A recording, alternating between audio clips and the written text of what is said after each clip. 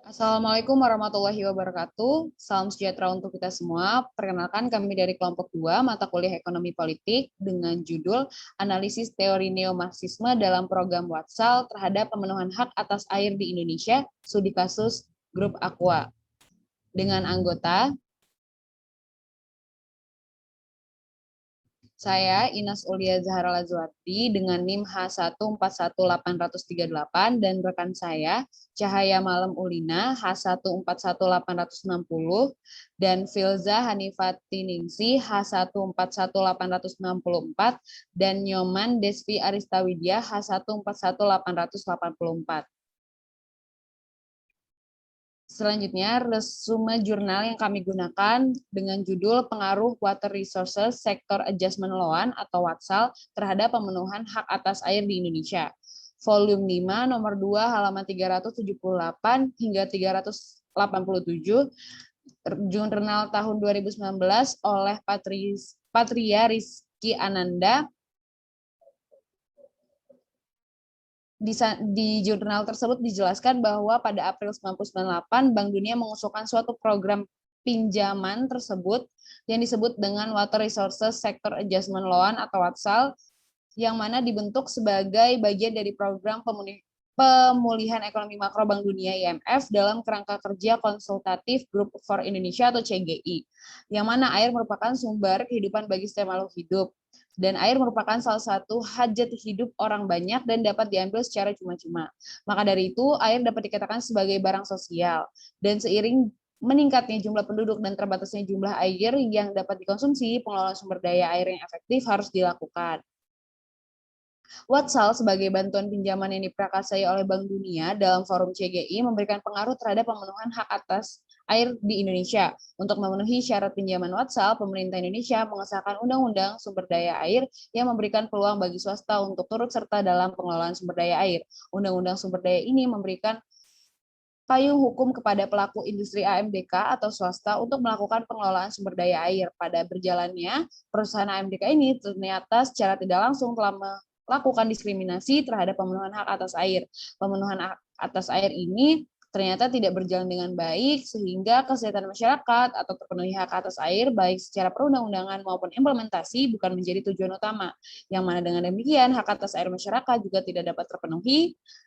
Contohnya kasus air yang dirasakan oleh penduduk di sekitar pabrik Aqua di Kabupaten Sukabumi dan Kabupaten Klaten, di mana orientasi kepada keuntungan inilah yang menurut neomarxisme menimbulkan kerugian bagi negara dan juga masyarakat. Selanjutnya akan dijelaskan oleh Filza. Oke, terima kasih Inas.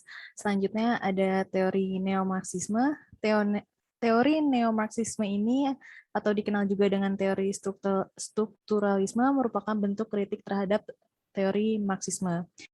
Kaum strukturalis mempunyai pemikiran sama dengan kaum Marxis, yaitu perekonomian adalah tempat eksploitasi dan perbedaan antar kelas sosial. Asumsi dasar dari neomarxisme ini tidak jauh berbeda dari perspektif marxisme. Hanya bedanya yaitu kaum neomarxisme ini lebih menekankan penghapusan kelas-kelas yang terdapat pada negara agar lebih terstruktur. Negara sebagai aktor mengambil peran pengendali sistem kapitalisme sehingga tidak ada lagi diskriminasi pembeda kelas antara kelas borjuis dan proletar. Kaum neomarxis menunjukkan bagaimana kebijakan-kebijakan dalam kapitalisme ini menghambat pembangunan dan meningkatkan kesenjangan antara negara di bagian utara dan selatan. Selanjutnya ada Water Resource Sector Adjustment Loan atau WATSAL. WATSAL ini merupakan pinjaman yang diberikan oleh World Bank untuk perbaikan sektor sumber daya air di Indonesia. Program ini ditandatangani pada April tahun 1998. Terdapat 4 tujuan program WATSAL, yaitu yang pertama, memfasilitasi pengembangan dan pengelolaan sumber daya air yang berkelanjutan. Yang kedua, penguatan kerangka kebijakan dan peraturan untuk pengelolaan daerah aliran sungai atau DAS yang terintegrasi dan berkeadilan. Yang ketiga, pembentukan lembaga pengatur dan pengaturan pelaksanaan yang efektif. Dan yang terakhir, meningkatkan kinerja dan keberlanjutan sistem irigasi. Selanjutnya masuk kepada pembahasan pembahasan yaitu gambaran umum Watsal di Indonesia. Pada April 1998, World Bank mengajukan program pinjaman kepada Indonesia yang bernama Water Resource Sector Adjustment Loan atau Watsal sebesar 300 juta US dollar yang diberikan dalam tiga tahap. Program pinjaman Watsal ini diberikan untuk menyeimbangkan neraca pembayaran Indonesia dan untuk mendukung program penyesuaian struktural dalam reformasi kebijakan, kelembagaan, peraturan hukum, dan organisasi dalam pengelolaan sumber daya air dan sektor irigasi di Indonesia. Pemberian pinjaman Watsal ini bertujuan untuk penataan kebijakan sektor air di Indonesia, memberikan peluang kepada sektor swasta untuk mengelola layanan air atau dalam kata lain melakukan privatisasi air. Hal ini bertentangan dengan Undang-Undang Dasar 1945 Pasal 33 Ayat 3 yang mengatakan bahwa bumi dan air dan kekayaan alam yang terkandung di dalamnya dikuasai oleh negara dan dipergunakan untuk sebesar-besarnya kemakmuran rakyat. Meskipun bertentangan dengan UUD tersebut, Watsal ini dilindungi oleh Undang-Undang Nomor 7 Tahun 2004 tentang sumber daya air yang dibentuk untuk memenuhi persyaratan program Watsal. Privatisasi air yang terjadi karena adanya program Watsal ini mengubah status air yang merupakan komoditas sosial menjadi komoditas ekonomi karena pihak swasta mendapatkan keuntungan ekonomi atas air tersebut. Meskipun privatisasi air berlangsung sebelum adanya proyek Watsal, namun adanya UU sumber daya air ini membuat privatisasi air menjadi lebih kuat karena memiliki payung hukum.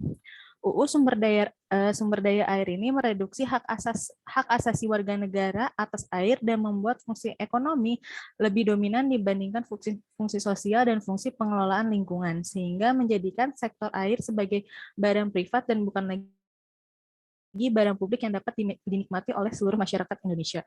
Selanjutnya akan dijelaskan oleh rekan saya. Terima kasih, Filza. Selanjutnya saya akan menjelaskan mengenai permasalahan perusahaan air swasta yang ada di Indonesia. Di Indonesia, industri AMDK merupakan industri yang menjanjikan. Hal ini dikarenakan pertumbuhan pelaksanaan di Indonesia yang signifikan, membuat konsumsi air minum dalam kemasan paling sedikit tumbuh 11% sampai 12% per tahunnya.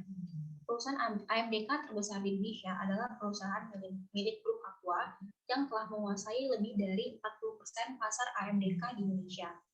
Contoh kasus perusahaan air swasta yang akan dibahas adalah pendirian pabrik Aqua Danone oleh PT Tirta Investama di Kecamatan Polaharjo, Kabupaten Klaten. Pada awalnya, izin yang diberikan kepada pabrik Aqua Danone untuk mengambil air adalah sebesar 23 liter per detik. Tetapi debit air yang diambil itu saat pertama kali berdiri adalah 86 liter per detik, kemudian dikecilkan menjadi 65 liter per detik. Menurut informasi, air yang diambil oleh PT Tirta Investama tersebut bukanlah dari sumber mata air Sigedang seperti yang tercantum dalam label botol Aqua, melainkan dari air tanah yang diambil melalui sumur bor, tepatnya di Duku Umbulsari, Desa Polaharjo, di mana letaknya ini berdekatan atau tepatnya berada di atas sumber mata air Sigedang.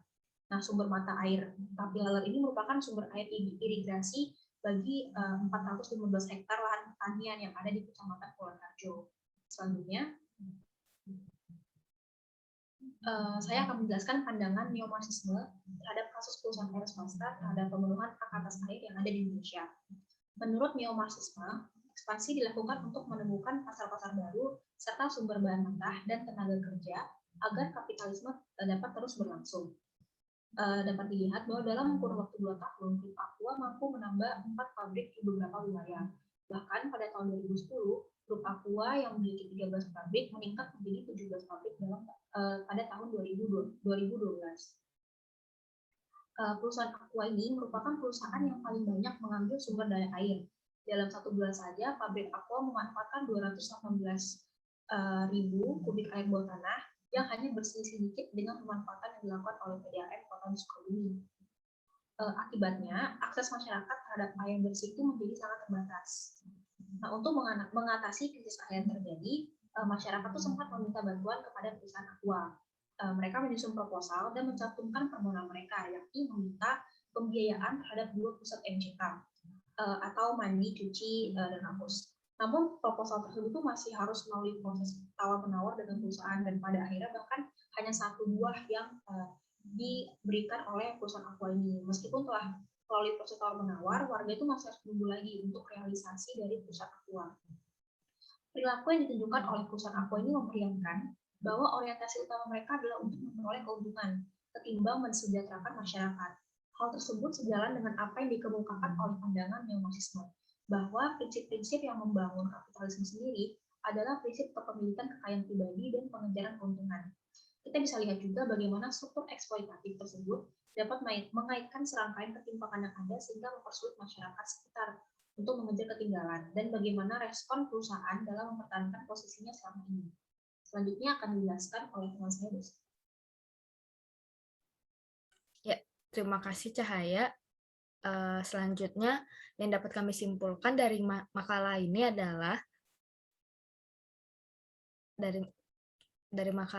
adalah bahwa Water Resource Sector Adjustment Loan atau yang dikenal dengan WATSAL sebagai bantuan pinjaman yang diprakarsai oleh Bank Dunia dalam Forum Konsultatif Group for Indonesia atau CGI yang telah memberikan pengaruh terhadap pemenuhan hak atas air di Indonesia.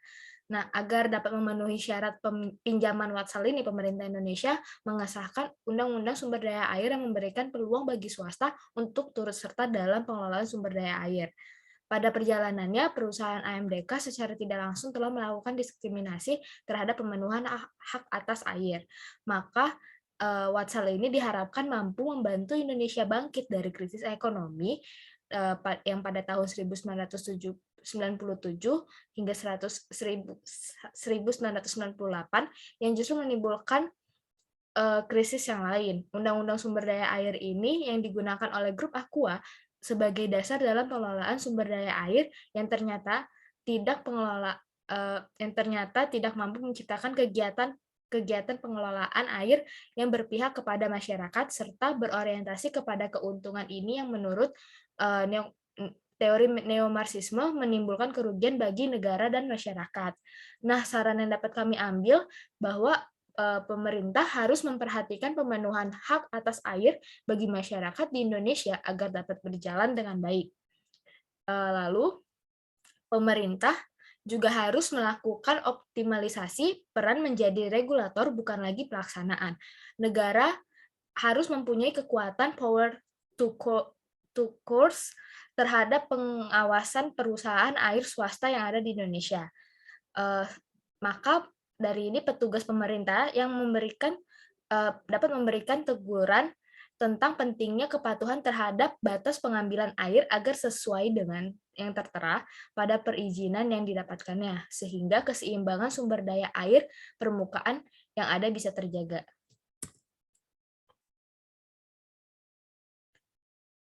Ya, sekian presentasi dari kelompok 2.